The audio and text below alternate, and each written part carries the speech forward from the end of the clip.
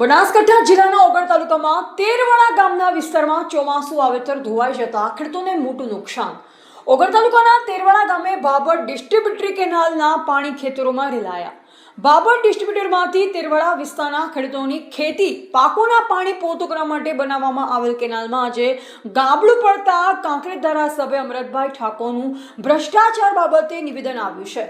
નર્મદા વિભાગના ભ્રષ્ટ અધિકારીઓ અને એજન્સીઓની મિલીભગતના કારણે ઓગળ તાલુકાના તેરવાડા ગામે ભાભર ડિસ્ટ્રીબ્યુટરી કેનાલમાં ગાબડું પડવાથી ખેડૂતોની જમીન ધોવાઈ છે અને પાકને ભારે નુકસાન થયું છે. આ માટે જવાબદાર કોણ?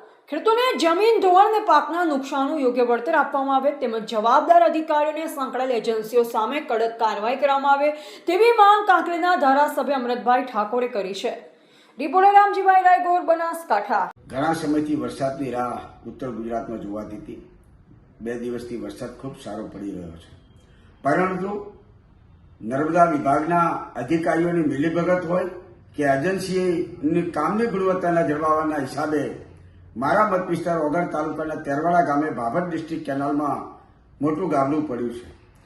આ ગાબડા પડવાના હિસાબે આજુબાજુના ખેતરોમાં પાણી ભરાઈ ગયા છે, ખેતીને નુકસાન થયું છે.